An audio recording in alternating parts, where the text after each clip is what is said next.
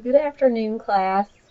Today's been such a dreary day with all of this rain. I thought that I would take time and catch us up on the story because I could not find the book last night to read for chapter 3. So hopefully I'll get us caught up so that you'll be ready for story time tonight if you're listening to the chapter book. We are reading The Tower Treasure by the Adventures of the Hardy Boys. And we're on chapter 3, The Threat. You're getting to be pretty good on that motorcycle, Frank, Joe said as the boys rode into the garage. I'm not even scared to ride alongside you anymore. You're not scared?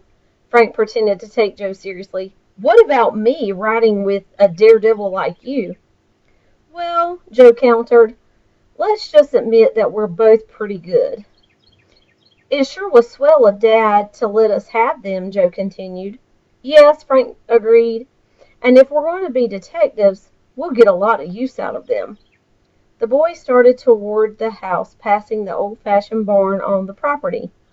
Its first floor had been converted into a gymnasium, which was used after school and on weekends by Frank and Joe and their friends.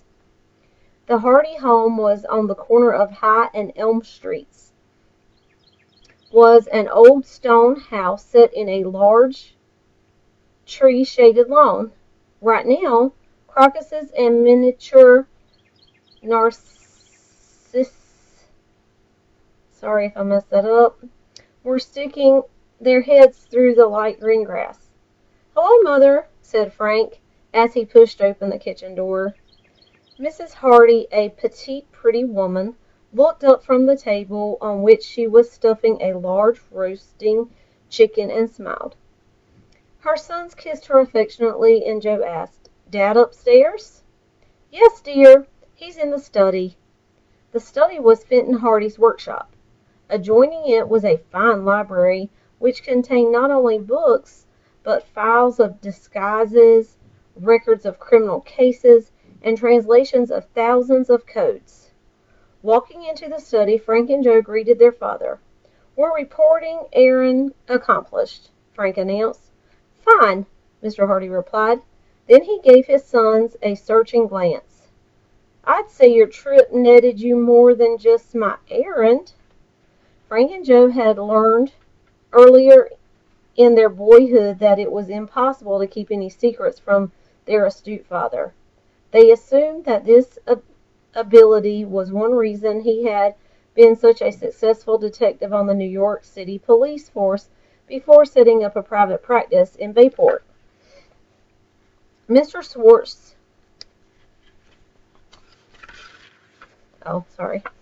we ran into some real excitement, Frank said, and told his father the whole story of Chet's missing jalopy, the wrecked car which they suspected had been a stolen one also, and the attempted hold-up at the ferry boat office.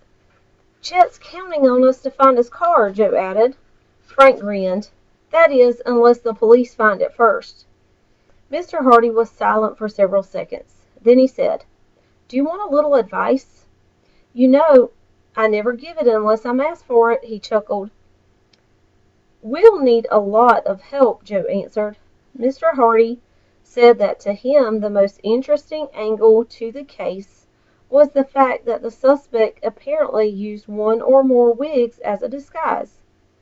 He may have bought at least one of them in Bayport.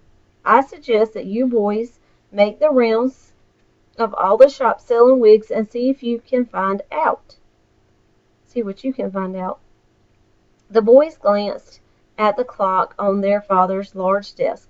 Then Frank said, We'll have time to do a little sleuthing before closing time. Let's go. The two boys made a dash for the door. Then both stopped short. They did not have the slightest idea where they were going. Sheepishly, Joe asked, Dad, do you know which store sells wigs? With a twinkle in his eye, Mr. Hardy arose from the desk, walked into the library, and opened a file drawer labeled W through Z. A moment later he pulled out a thick folder marked wigs. manufacturers, distributors, and retail shops of the world. Why, Dad, I didn't know you had all this information, Joe began. His father merely smiled. He thumbed through the heavy sheaf of papers, and pulled one out. Bayport, he read. Well, 3 of these places can be eliminated at once. They sell only women's hair pieces. Now let's see. Frank, get a paper and pencil. First there's Swartz Masquerade and Costume Shop. It's at 79 Renshaw Avenue. Then there's Flint's at Market and Pine, and one more, Reuben Brothers. That's on Main Street, just this side of the railroad tracks. Swartz is closed, Frank spoke up. Let's try him first. Oh, it's the closest. I thought it said closed. Swartz is the closest, Frank spoke up. Let's try him first, Joe. Hopefully, the boys dashed out to their motorcycles and hurried downtown. As they entered Swartz's shop, a short, plump, smiling man came towards them. Well, you just got under the wire, fellas, he said, looking up at a large old-fashioned clock on the wall. I was going to close up promptly tonight because a big shipment came in today and I never have time except after business hours to unpack and list my merchandise. Our errand won't take long, said Frank. We're sons of Fenton Hardy, the detective. We'd like to know whether or not you recently sold a red wig to a man. Mr. Swartz shook his head. I haven't sold a red wig in months, or even rented one. Everybody seems to want blonde or brown or black lately. But you understand, I don't usually sell wigs at all. I rent 'em. Oh, I understand, said Frank. We're just trying to find out about a man who used a red wig as a disguise. We thought he might have bought or rented it here, and that you would know his name. Mr. Swartz leaned across the counter. This man you speak of, he sounds like a character. Excuse me. Is it possible he may come in to get a wig from me? If he does, I'll be glad to let you know. The boys thanked the shopkeeper and were about to leave when Mr. Swartz called, Hold on a minute. The Hardys hoped that the dealer had suddenly remembered something important. This was not the case, however. With a grin, the man asked the boys if they would like to help him open some of the cartons which had arrived and to try on the costumes. Those folks at the factory don't always get the sizes marked right, he said. Would you be able to stay a few minutes and help me? I'll be glad to pay you. Oh, we don't want any money, Joe spoke up. To tell you the truth, I'd like to see your costumes. Mr. Swartz locked the front door of his shop, then led the boys to a rear room. It was so filled with costumes of all kinds and paraphernalia for theatrical work, plus piles of cartons that Frank and Joe wondered how the man could ever find anything. Here is today's shipment, Mr. Swartz said, pointing to 6 cartons standing not far from the rear entrance to his shop. Together, he and the boys slit open the boxes and one by one lifted out a king's robe, a queen's tiara, and a little Bo Peep costume. Suddenly, Mr. Swartz said, Here's a skeleton marked size 38. Would one of you boys mind trying it on? Frank picked up the costume, unzipped the back, and stepped into the skeleton outfit. It was tremendous on him, and the ribs sagged. Guess a fat man modeled for this, he remarked, holding the garment out to its full width. At that moment there was a loud rap on the front door of the store. Mr. Swartz made no move to answer it. I'm close, he said. Let him rap. Suddenly Frank had an idea. The thief who used wigs might be the late customer coming on purpose at this hour to avoid meeting other people. Without a word to the others, he dashed through the doorway into the store towards the front entrance. He could vaguely see someone waiting to be admitted, but the stranger gave one look at the leaping, out-of-shape skeleton and disappeared in a flash. At the same moment, Frank tripped and fell headlong. Mr. Swartz and Joe, hearing the crash, rushed out to see what had happened. Frank, hopelessly tangled in the skeleton attire, was helped to his feet. When he told the others why he had made his unsuccessful dash to the front door, they conceded that he might have a point. "But you scared him away in that outfit," Joe said, laughing. "He won't be back." The boys stayed for over half an hour helping Mr. Swartz, then said goodbye and went home. "Monday we'll tackle those other 2 week shops," said Frank. The following morning the Hardy family attended church. Then after dinner, Frank and Joe told their parents that they were going to ride out to see Chet Morton. "We've been invited to stay to supper," Frank added, "but we promised not to get home late." The Hardys picked up Callie Shaw, who had also been invited. Gaily she perched on the seat behind Frank. "Hold on, Callie," Joe teased. "Frank's a wild cyclist."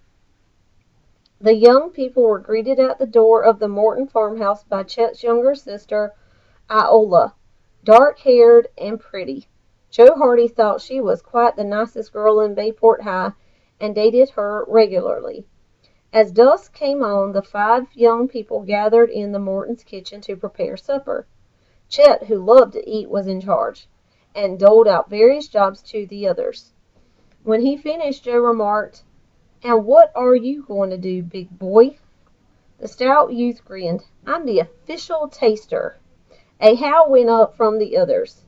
"No worky, no eaty," said Iola flatly. Chet grinned. "Oh, well, if you insist, I'll make a little side dish for all of us. How about Welsh rabbit?" "You're elected," the others chorused, and Chet set to work. The farmhouse kitchen was large and contained a group of windows in one corner.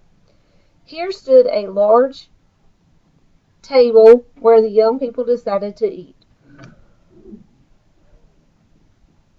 They had just sat down when the telephone rang. Chet got up and walked in the hall to answer it.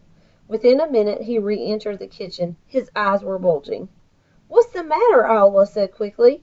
"I've been threatened," Chet replied. "Threatened?" the others cried. "How?" Chet was so frightened that he could hardly speak, but he managed to make the others understand that a man had just said on the phone, "You'll never get your jalopy back, and if you don't lay off trying to find me or your car, you're going to get hurt." "Whew!" cried Joe. "This is getting serious." Callie and Iola had clutched their throats and were staring wild-eyed at Chet. Frank, about to speak, happened to glance out the window towards the barn. For an instant he thought his eyes were playing tricks on him, but no, they were not. A figure was sneaking from the barn and down the lane towards the highway. "Fellas," he cried suddenly, "follow me!" The end of chapter 3. Sorry, the Roman numerals threw me off there for a minute. Well, I hope you enjoyed the story. I definitely would not get hired to be a story reader from my account tonight, but hopefully I'll do a better job on the next chapter. Have a good night, and I'll see you soon.